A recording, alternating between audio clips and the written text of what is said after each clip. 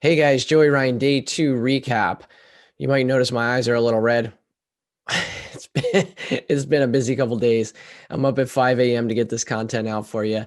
Super excited though still about Mosconi Cup. Day two did not go in the US's favor.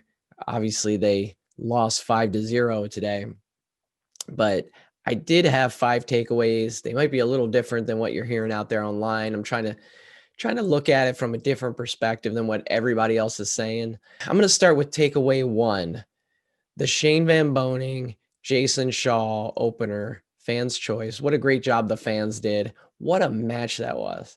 Didn't work out in the US's favor. I'm sure Shane probably it won't go on his list of all-time favorite matches, but it was a world-class pool match. There was some amazing exchanges, some incredible safety battles, some high pressure runouts, and it was just unfortunate that Shane wasn't getting a look after the break. Jayson did on, I believe, his last two breaks, where he had really nice break and runs and good openers to kind of start with. But Shane was not having a lot of luck with he was pocketing a ball, but getting a shot afterwards, not so much. And there was a little bit of controversy about that, and I'll bring that up in a minute. And it also came up in the post-match press conference.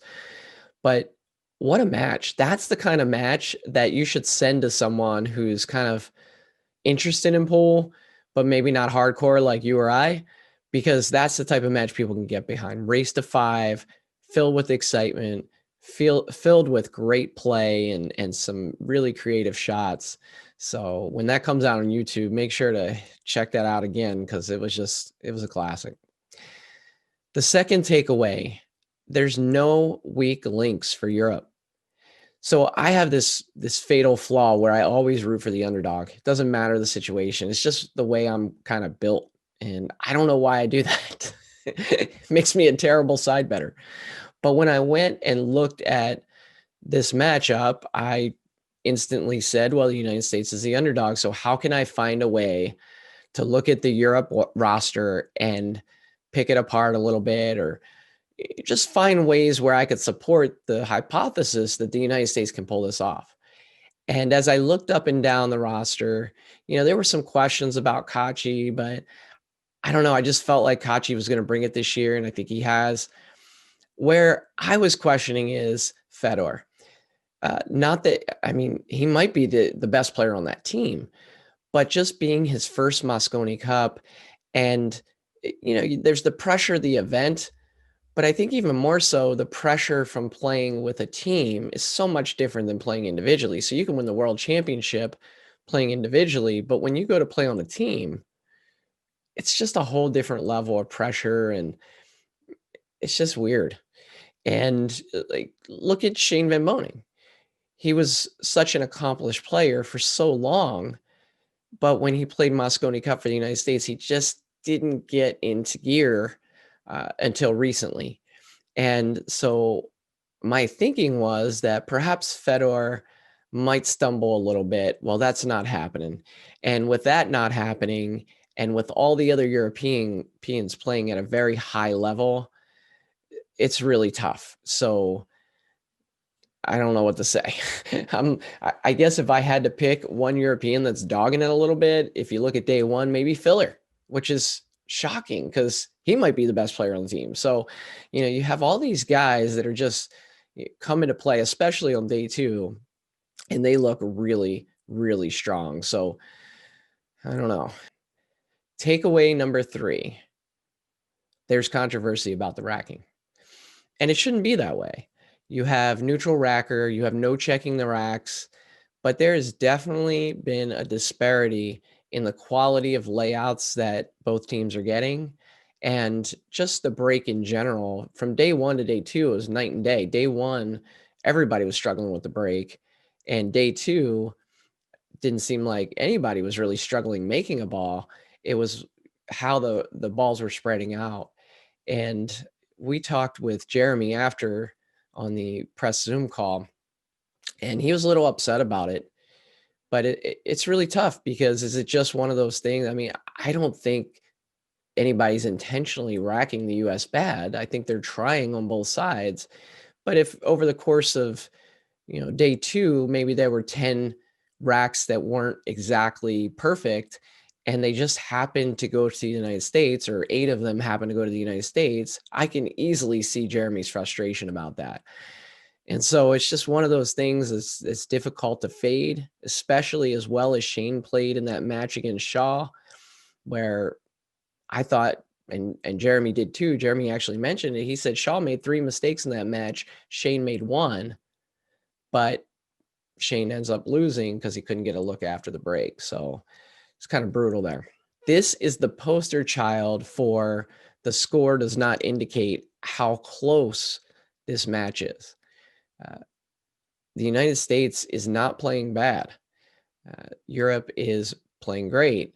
And 3 hill matches yesterday, it could have been a different outcome. United States wins all 3 of those, which is, would they do that? I mean, that's pretty tough to say, but Europe did it. So why couldn't they do it? But if they did, we'd be looking at a tie ball game right now. So I think the United States is still feeling pretty good about not where they stand in terms of the score, but about how they're performing and how they're playing. There's a few things they need to tidy up, but for the most part, they're right there with Europe, and they're just not getting some rolls, and Europe is handling their business. Takeaway 5, the United States is not defeated. Talking with Billy and Sky after the day at the post-match press conference, you guys will see when you see the video, they're loose, they're frustrated, but they're not giving up, and they're going to come out swinging. If they lose, they lose, but they're not going to lose laying up. They're going to come out and go for some shots and basically freewheel. I think if you played pool, we've all had those tournaments where you're down, 8-0 in a race to 9. And so you have nothing to lose. You go out there and you just fire for things. And sometimes that can give you a spark, and you get a couple games under your belt. Now you're right back in it. And so I believe that's what the U.S. is going to do on day 3. Will it be enough? I'm not sure. But if the roles turn around, if the roles start going in favor of the United States, if they can come and get 4, maybe 5, I know it's a tall order, I think we'll see a lot of excitement for day 4. So let's see if the United States can come back, win 4 or 5 today, force a day 4, and then from there, who knows? So check out some footage from the press conference that happened after the event from day 2, and then I'll come back and wrap it up. In Shane's match, Jayson's breaking the balls, they're spreading out great, and Shane's breaking the balls and he can't get a look. Do you think you're going to change something up there? What do you attribute that to? Well, looking from what I remember, I think maybe Shane was overhitting him a hair at times, on the technical side of things. I'd like to think we were getting the same rack all the time. That's hopefully what the guys are trying to do. It didn't seem that way. I'll go back and look at it and see if that was the case, but you can't take all those points back for Europe. They earned them, and we're going to move on. I mean, there's a few things I think we learned a little bit, which we had talked about in day 1, but it wasn't working. Now we can all see, you don't have to be a pool genius to see that things changed with the break from day 1 to day 2. So we'll kind of come from the hip with it and move on. It's a little upsetting at times when you feel like you're not getting shots after the break. All of us are human, so we can say, well, it doesn't look like the same rack, but I commentate a lot of pool and I've been around pool a lot, so and I don't mind. I don't like losing, but I can handle it. At times it didn't seem like the same rack, but we do have to address the break issues. A couple times we didn't hit them as well as we wanted to. But I could say the same thing over there. So for the Euro end, they didn't hit them quite as well as they wanted to. You know, it's just 9-ball pool. Hey, I remember you. Hey, what's up? Yeah, you about whooped Billy in the tournament. Yeah, the guy didn't miss a ball. Joey Yeah. Ryan. Hey, don't let him fool you guys. He should be on Team USA with us. Look at me blushing. See this? He was trying to make a game He with us. he doesn't want anybody to know his speed. Yeah, guy plays good. Tomorrow, are you guys gonna kind of change the approach a little bit and kind of freewheel a little more, just kind of like a nothing to lose Coming out attitude? or- swing. We just talked about that. Yeah, we were literally talking just in the each other. practice room talking about that. We ain't got nothing to lose from here. That's just like playing if you're in the U.S. Open, playing a race to 11 or something, you're down like 10-1 or 10-2. I mean, there's matches that's been won from there. Time to swing. Yeah, in that situation, you just have to go. Yeah. That's what we love. We love swinging. And here Yeah. we go. Yeah, time to go sometimes. What's it like playing out there without the fans? What's the impact? It's definitely. I think we're favored with fans. I mean, I know we're favored with fans. I like the fans. I love the having fans. fans, of course. Yeah, I think the fans favor us. I don't know. But it doesn't matter. At the end of the day, it's still got to play pool. Yep, still gotta play pool, but yeah, it's definitely it's like an awkward silence though too. So it's little, you're in the big arena, and you can literally absolutely hear everything. But their Matchroom's doing a great job of making the arena great and everything like that. But it's just totally different vibe. Totally different vibe. With all the talk about the Chris Robinson pick, he's stepped up. He's playing really well. What was it like out there, Sky, partnering with him and playing? Man, first time I ever played with Chris. Actually, I really, we got beat. I really enjoyed playing with him. He's a young, good player. But the kid is open to listen to anything. And, he's a rookie. He was he knew when to ask and like, hey, man, what's the shot all day. He just knew, like, he listened to every word I told him when we was out there, like kick him wise on every shot. I mean, like, play safe. He's open to listen to absolutely anything, which is great, which made it very enjoyable for me because he knew that. I mean, I've been on the team multiple times now. He's a rookie. I'm not saying he doesn't know what to do. Of course, he knows what to do. That's why he's here. But he was open to, like, listen to me and ask me what was the right shot and stuff. Like, yeah, just took advice really well. So I really enjoyed playing with him for sure. Speaking of that match, great playing today, Jayson, by the way. Thanks. That match against Shane was probably one of the better matches that I've seen in the Mosconi Cup. You were down 3-1 at one point. You came back and won. Can you take us through that match?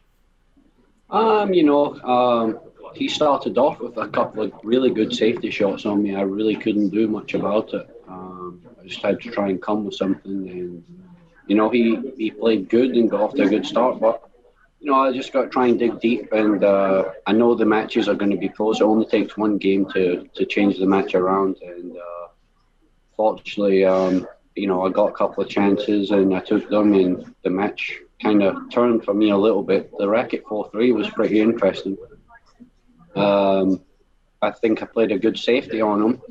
I think he pushed out, and then I gave it back to him. And then I played a good safe, and I think he tried to bank the one. Me personally, I think he was trying to bank the one into the 9, but somehow he managed to make the 1, and then he played a great safety on the 2 ball. And I played a good kick shot on the 2 after that. And I thought I made it because I was standing right behind it. And then after that, he hit me with another good safety. So that was a pretty interesting rack. And then the last break was pretty nice to have that hill. So, like I said, it was a big point, and just happy to get the W on the board. Yeah, Jeremy Jones, he had a couple things to say about the racks in that particular match. Do you think you were getting the best of the racks? Because Shane was breaking and not really getting a look at the one ball. Listen, I think the table broke a lot better than it did yesterday. for sure, I think a lot of people made the wing ball today. I think there was a few racks that weren't. The wing ball kind of didn't go close. And then other times it just kind of went straight in. I think most of the day it was going straight in. I think the last 2 or 3 matches it was going in.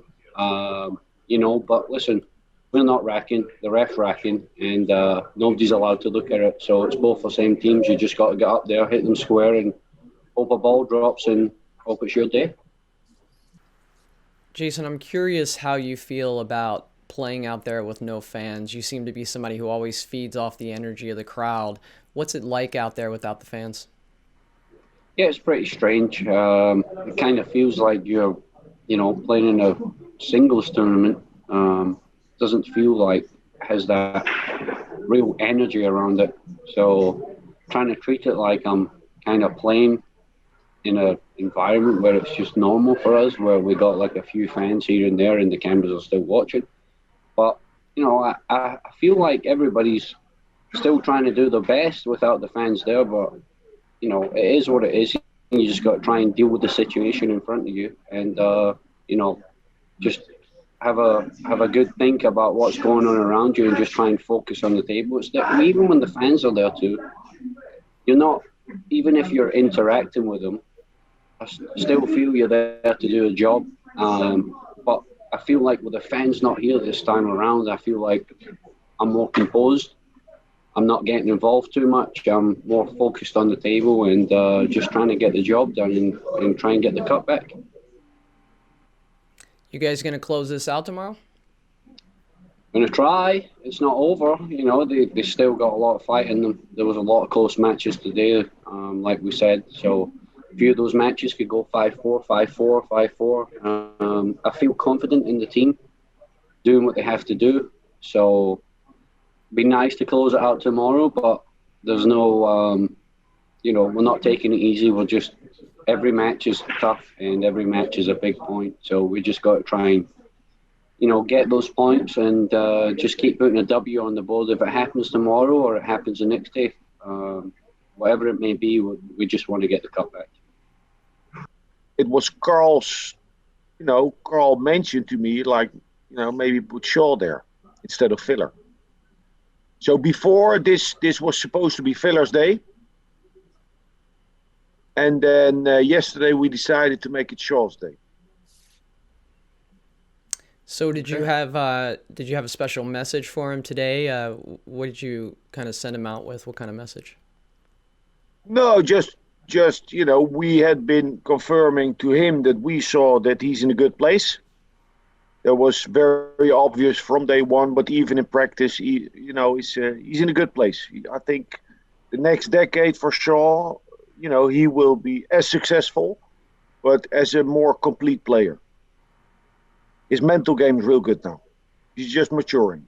So, just keep on doing what you're doing. No special message. Alex, are you expecting a strong response by the U.S. team? Well, I hope for them that they do, because it's tough being down with this scoreline to reassert yourself and fire yourself up to get going, but I think it would be nice to see that, and Billy showed a lot of heart in that last match, I think. So we'll be ready. We need to prepare, keep doing the same thing, have fun, practice hard, stay humble, and just try to play good pool. I think you can see from that footage that what I said about Billy and Sky, they're just having fun and they feel like they're not out of it. They're going to come out swinging, and today should be a fun day for day 3. So make sure to stay tuned. Should be a fun day.